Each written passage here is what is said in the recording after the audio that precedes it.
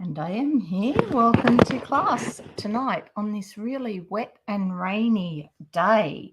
I hope that everybody is staying safe. I know a few friends have had to evacuate and they've like lots of mopping up and different things happening. So wherever you are, whatever your current situation is, I hope that you stay safe. The roads are horrible. I drove to work today and yeah, not fun on the roads, but it is what it is. It is March, and this is the 8th of March, which is the second Tuesday in our chat about low tox living.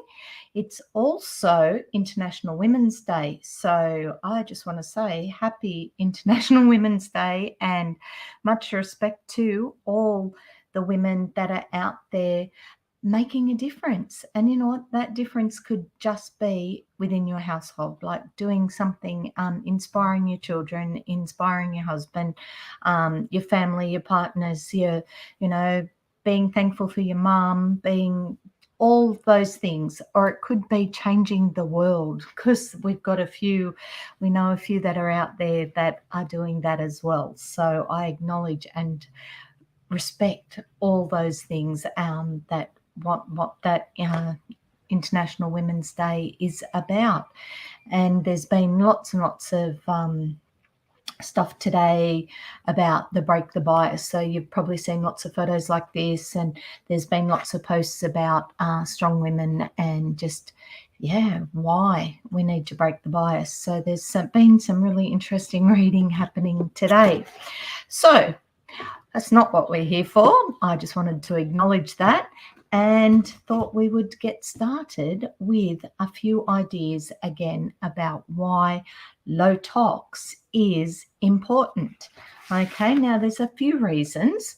Now, one of them is that everything that we absorb into our body, everything we think, lots and lots of things affect our health and affect the way that we operate as people, as, members of society. So lots and lots of things can be classified as toxic, and we like to remove them.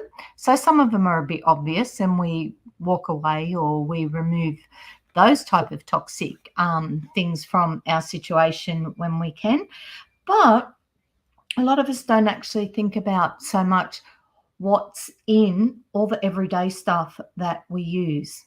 Okay, so that's what we're going to talk about. We're going to talk a little bit about that. Now, last week, and I must have closed the page. That was a good effort. Nothing like being organised for class. Wait, it's a piece of paper, isn't it? I have a piece of paper here. Okay, doesn't matter. It was about the found it. Like I said, nothing like being organised. Okay, so last week we did talk quickly about which ones? I think we talked about esters being common chemicals. No, now there's stuff. What I want are the ones. Okay, it doesn't matter. I'll just keep talking and we will get there. I know where we're going to start today. Last week we had a little look at a chart similar to this. We actually had a look at this chart, and this chart sort of explained where, when we use massage oils or essential oils in our bath, just how it gets into the skin and into literally the joints, the bloodstream, the lungs, the heart, the body tissues, the kidneys, everywhere. Okay, and then how it leaves our body. Okay, so today I thought I'd do a similar chart, but this one is when we inhale the oils. So when we've used them in our diffuser. Okay, now thinking when we breathe things in, okay, whether it be good essential oils in our diffuser, and I'm sort of pointing over there because that's where my diffusers are, or if you've got, one of those toxic plug-in things, or you sprayed your room with air freshener, things like that, that's when we breathe them in. Okay, so when we breathe things in, first, two places it goes. Okay, it gets into our lungs. Okay, from our lungs, it gets to our bloodstream, our heart, our body tissues and organs, liver, pancreas, reproductive organs. It's then excreted through kidneys, bladder, skin, perspiration, lungs, and breath. When we breathe it in, when we inhale it, in through the nose, straight up to the olfactory system, which then affects our limbic system, our memory, our learning, emotions, and the intellectual processes. So, if we're going to breathe in something that's going to affect all those parts of our body, then we want to make sure that we're breathing in something that is pleasant, but not only pleasant, that is safe for our body, that doesn't put any additional stress on our body, that looks after us. Okay, so when we use essential oils, they are all natural. And when we breathe them in, they go through the nose up to the olfactory system. They then connect with our fight and flight response, okay, our limbic system. They then get through to our memory and our learning. Now, if we're using good essential oils, then those processes happen beautifully. Okay, now think about what else it does once it's done all that. It's in our lungs, it's in our bloodstream, it's in all those organs and the tissues of our body, because we have breathed it in, we have absorbed it in from the inside. So if we're using mineral or synthetic or adulterated, these are words that get bandied around in well, they're your options, they're your other choices. If you don't use essential oils, there's a fair chance that you're using something that is mineral based, is synthetic, could be adulterated, could be any of those things. But what that means is when that gets into your bloodstream, your body has to work extra hard to clear it out. Okay, so if we're using stuff that is pure and natural and that our body recognizes and can operate with, well, then that whole process is much easier and much cleaner. Okay, if we have a lot of toxins in our body, and I did mention this last week, then basically our body has to get rid of them, okay, which puts our whole lymphatic system into overdrive. Now, if your lymphatic system, and part of the blood's job and the lymphatic system's job, part of the job is to clear the blood out, to clean your blood. So if you're giving it loads and loads and loads of work, it's not going to have time to do all the other stuff, and there's platelets and there's a whole lot of other things that those parts of your body, those systems within our body need to do. So what we want to try and do is reduce the amount of toxins that go into our body so that our body can better cope and excrete the toxins that we don't need. Now, I'm a realist. I know we're never going to have, unless you live in the middle of nowhere and you grow all your own food and, you don't drive a car and you don't have any, furniture polish and things like that around you, you're never going to get rid of all the toxins in your house or in your world that you are absorbing every day. But it's not a matter of getting rid of all of them. It's getting rid of some of them. Okay, so any change that we can make is better than no change. Okay, so first things we look at are the things that we have control over. Okay, you buy the stuff that you clean your house with. You decide what you clean your house with, what you wash your hair with, what you put in the kids' bath, what you clean your skin with. You make these choices, and these are ones that we have control over. Okay, sodium lauryl sulfate.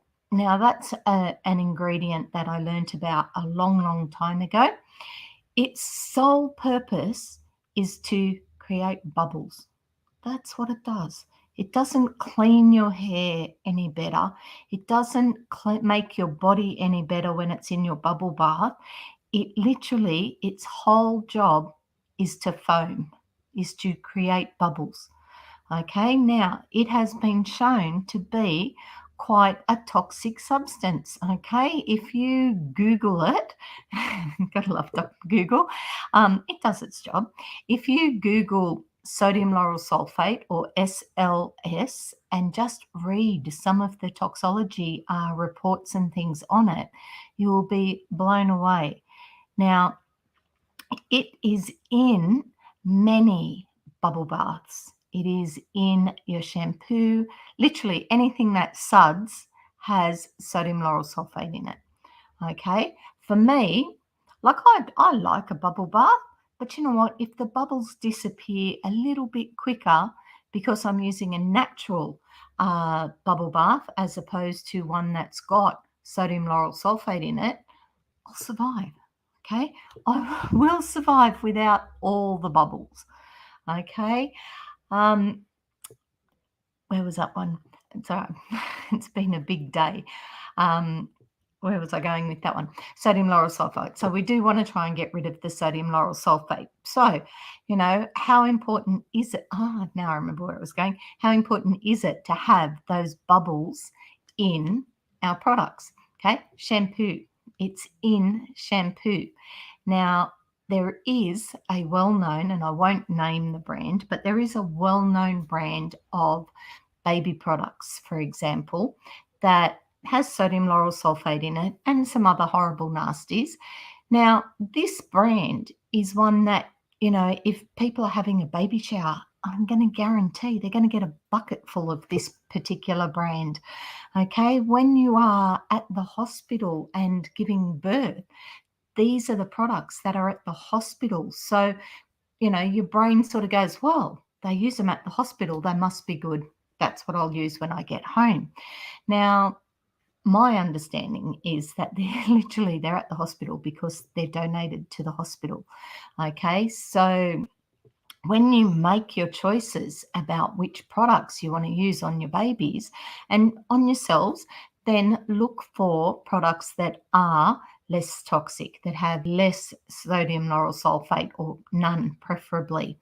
You know, one of the ones that amazes me is that for years and years, you know, we've used shampoos and things on all ages, but on babies, you know, and it's so cute. We've all got those photos of the foamy hair and all the foam and the suds, not the foam, all the sudsy hair and whatever.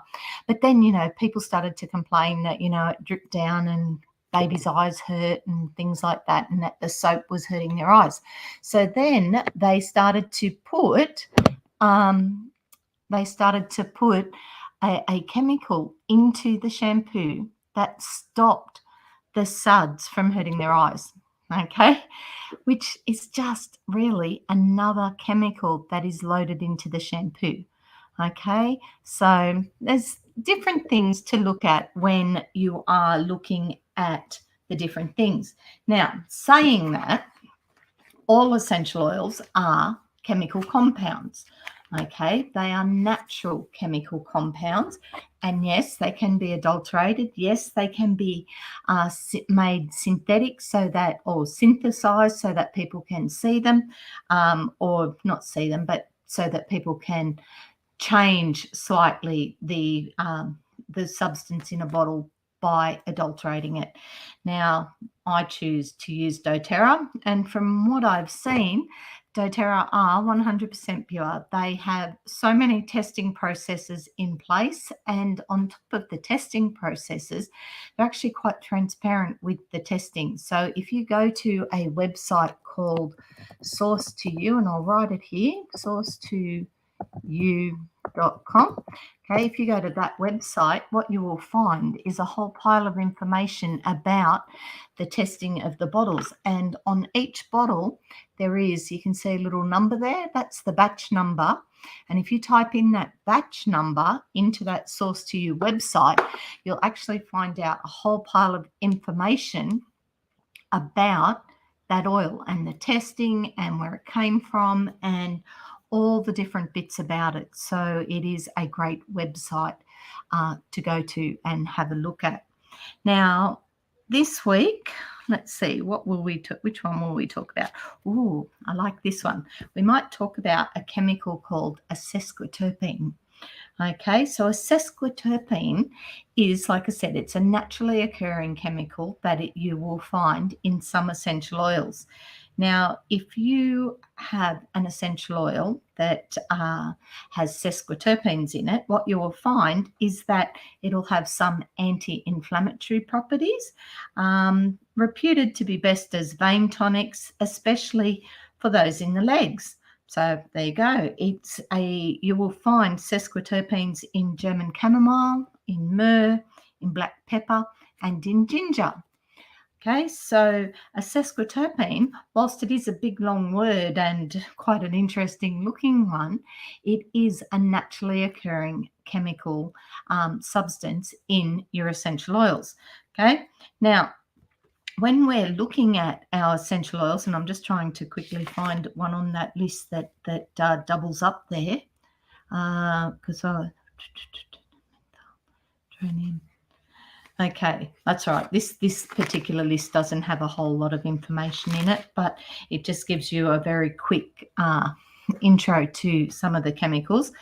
But if you find another chemical that has anti-inflammatory properties, for example, and you then use that with your chamomile or the myrrh, you will find that that anti-inflammatory property of it actually expands and becomes even more so. So that's why you'll find things like the ice blue or deep blue, depending which country you're in.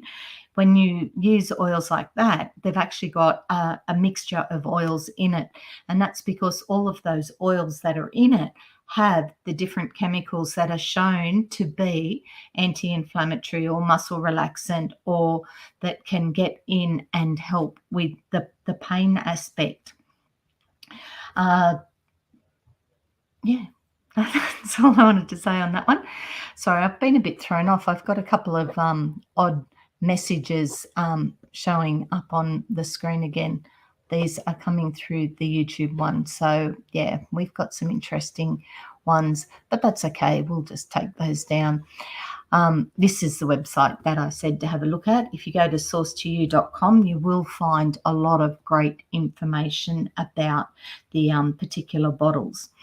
Okay, now I was actually at a course yesterday morning, and I did pop some. Let me just share my screen because I've popped some information up, and I'll go and find it because there was some really good information in it. Here it is, this one here. Okay. Right, it looks like you're going to see my whole screen. Let me have a look and see what we've got happening there. Oops, where did we go? Okay, this one. This is what we're going to have a quick look at. It was a class by Aroma Head, and I will just quickly flick through because I just want to find there was some great information in there about the chemicals in the oils, and that's what I want to talk to you about. So I think it was what was that one? Oh no, that's another talk. Sorry, I sound like I'm a bit distracted. Where are we? Okay, this I think is kind of where it started. Okay, there is a reason why we need to have a few things on our essential oil bottles when we're looking at them, especially, like I said, where the general theme this month is low toxic or low tox. But I want to just explain a couple of things about pure essential oils and why these things are important. Let me just grab one of my bottles here. Okay, so for example, this is a bottle of lavender, and it has on it not just the common name, okay, but it's got the Latin name as well. Now, that Latin name is fairly important. This is Lavandula augustifolia, and there is something like 45 different types of lavender. There you go. Here we go. This is the one the screen we want. So Lavandula augustifolia is the one that we have here. Spike lavender is a different species of lavender. Okay, so the lavandula is the genus, and then there are different species within that.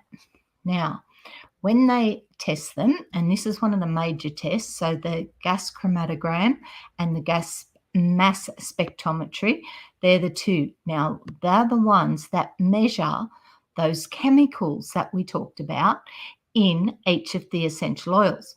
Okay, so I think sesquiterpenes was one that we mentioned, and so here is sesquiterpenes in your lavender and in the spike lavender.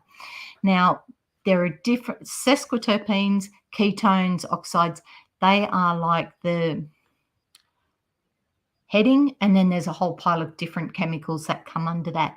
When they do the gas chromatogram, they come up with all these measurements of how much of those particular chemicals are in the different oils.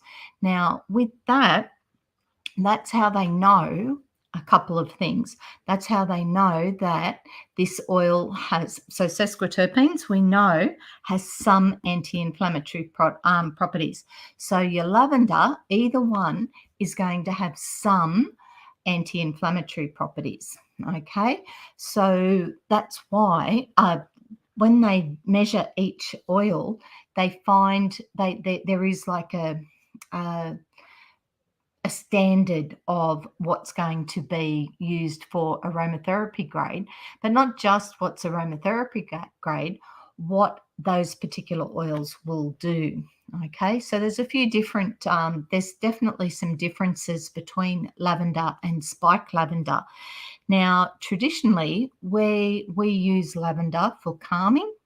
Okay, now the chemical constituents in spike lavender definitely let us know that that one will not help us sleep as much as the lavender will.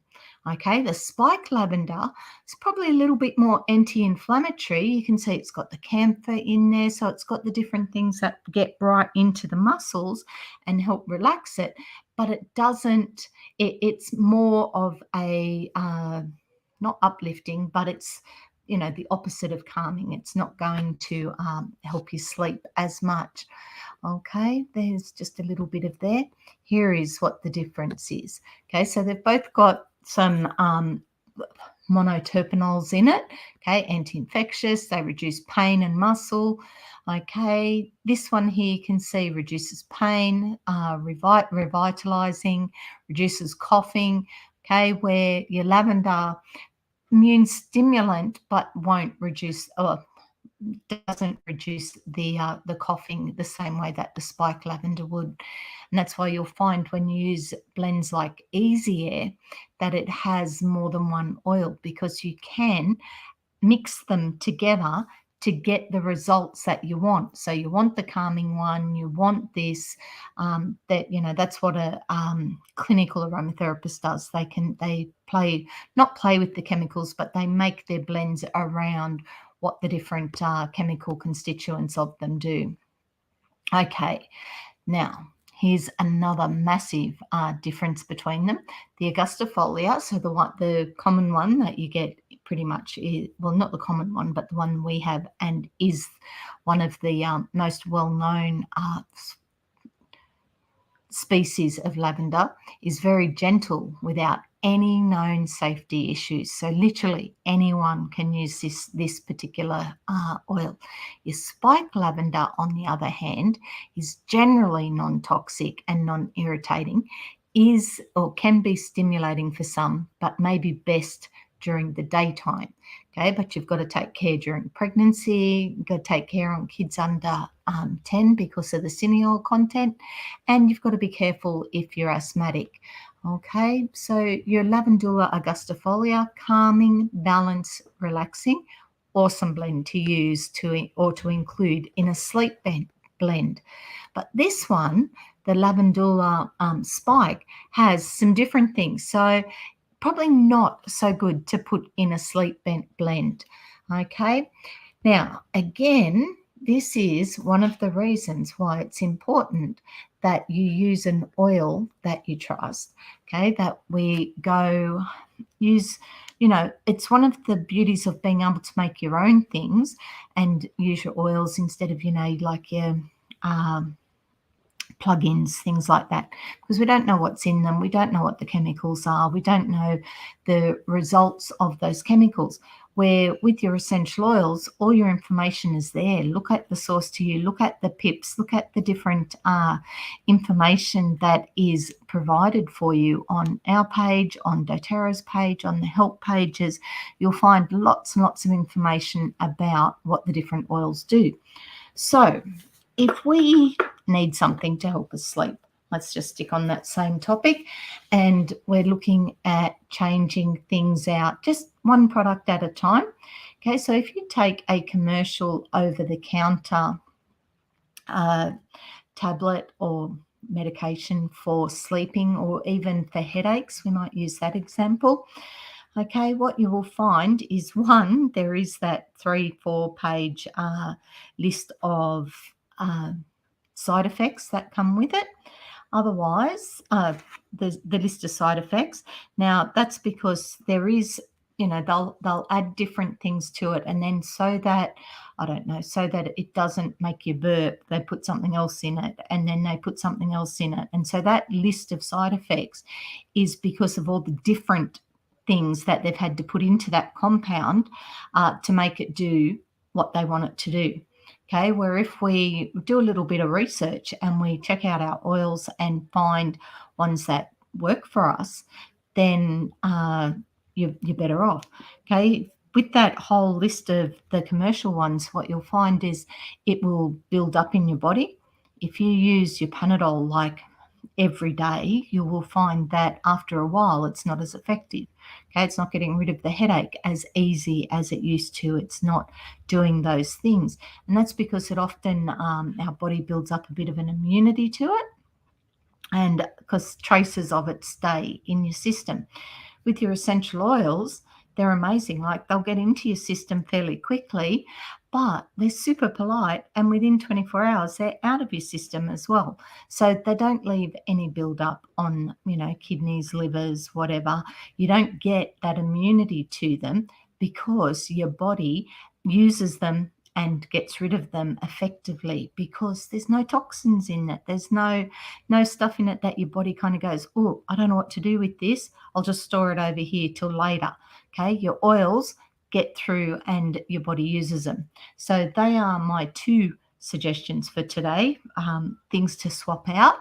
Okay, start looking at things that you can use just for little things like your headaches or for sleeping. Okay, your lavender is great. You've got choices.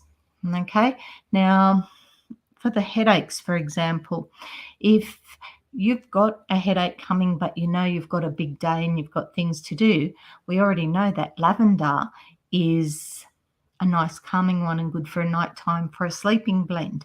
So you may not want to be using lavender if you know that you've got to go out and do stuff. Okay, but peppermint also works for a headache, and peppermint is an uplifting oil. It's a focus oil. It's a great one for concentration, as well as having those properties that will help relieve a headache. So depending when you have the headache and what you need to do, then maybe you need to try peppermint or lavender. Okay, I've seen blends mixed with both. It's a bit like buying your commercial over the counter stuff. You've got to find the one that works best for you. Therese is a great example. Therese has found that, what does she use? She uses the past tense. And when she gets a migraine, she likes to put the past tense just on her fingertips and just rub it across there, because that gives her relief for her migraine. For me, if I've got a migraine coming, then I get the ice blue and I roll it up the back here, because that's where mine come from. So it has been a little bit of, testing it out and seeing which one works best. But that's the one that Therese uses, and I use the ice blue. Now, saying that, I love the past tense, and I do use that one of a night time. What I find is that I rub that one down this muscle here.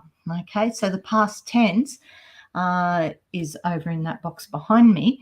The past tense is a muscle relaxant. So it's a relaxation blend. So I roll it down that muscle there, and I find that when I sleep, it's not as tense. And because it's not as tense, when I wake up tomorrow, I don't have a headache. Now, I used to wake up quite tense, and because I'd tensed all night here and it didn't relax, I would wake up with a headache. So since I've been doing that, I've been finding that I don't wake up with a headache anymore. So that then, like, just by changing that one little habit of a nighttime, by doing that one to relax that muscle, it actually impacts my sleep and my next day. So it is definitely a nicer way to look after my body than going to bed with a Panadol, for example. Don't get me wrong, at the beginning of the year, when we had that lovely virus that's going around at the moment, I used Panadol. Definitely, I used Panadol, but I also used my Ice Blue, and I used my past tense, and then I had a few other oils going in the diffuser as well. So I didn't sort of not use the commercial stuff, but it was pretty, if anyone else has experienced that lovely virus, they will understand that literally you just want to get through it. So you use everything in your toolkit that you can. And obviously using things like the Panadol in normal circumstances would be my last choice.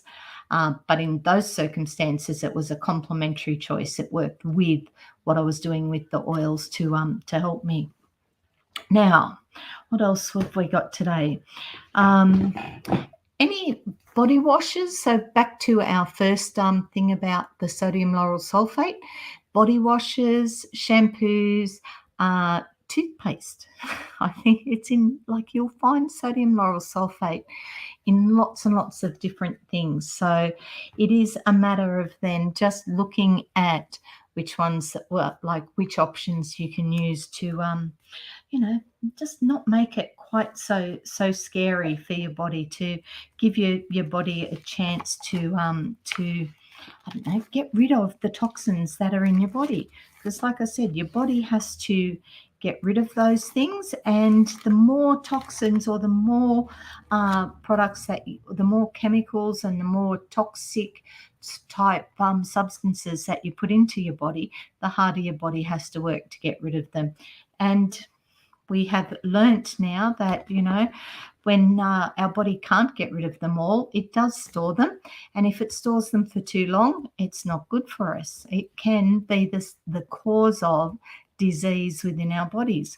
So, take some choices, make some choices that are more positive for your body, that help, help our body operate at its best thing. And one of the things I've seen from the International Women's Day today is all the positive stuff that people are sharing and all the empowering things. Well, they're things we need to tell our bodies all the time as well, because they do help make us feel better. Okay, they do help clear the rubbish out of our system. They do help with lots and lots of things. Anyway, I think I have rambled enough for tonight, and I will attempt to be a little bit more organised next week. Literally, I did have it all here, but then I had a lovely lady come around on the weekend, and she had some great questions, and I'd moved all my notes because I was finding some answers for her as well. But it was a great conversation just around just around the oils and some of the different properties and, the different uses and things with the oils. Anyway, I'm going to leave it at that, and I will see you next week. Now, I was trying to put a spinny wheel up for my February winners, so I haven't done that yet, so I'll do that as a separate video soon, a little bit later tonight. Now, the wheel, the giveaway is a box of do-it-yourself box of soaps, which Vicky won the January one and posted the photos this week. Her and her granddaughter have been making the soaps, which is great. So it's, it's obviously something that it's not a complicated kit. I haven't made one yet, but I'm tempted now because they do look pretty cool. I give away a kit a month, and that is for anyone that puts any of the members of my team that do an LRP order go into the draw, and then anybody that takes me up on the offer of the class pack. Now the class pack this month, and it is for the whole month, is $20, and it is a spray bottle and a whole pile of information, and I think that was all it was. But yeah, if you're interested in that one, and like I said, there's a whole pile of information in there. There's this one here, our bathroom makeover. Okay, there's that information sheet there, which gives you some really practical ways of reducing all of this out of your cabinet and turning it into something like that. And I'm going to guarantee, if we toxin wise, this side has way more toxins than this side, and our body will love you for it if you do start to clear out some of the toxins. Anyway, that is tonight's class. I will be back next Tuesday. Faye has class every Monday, and there's now also on the last Saturday of the month, there will be a wellbeing workshop, which is held in Mount Annan. So watch the page for information on that one. And as usual, if you do have any questions, please just ask, send me a message, ask away. I'm happy to help you answer it, find the right oils for you, whatever. And always love wholesale customers. So if you want to know about being a wholesale customer, reach out and I'll tell you how you can do it. See you later.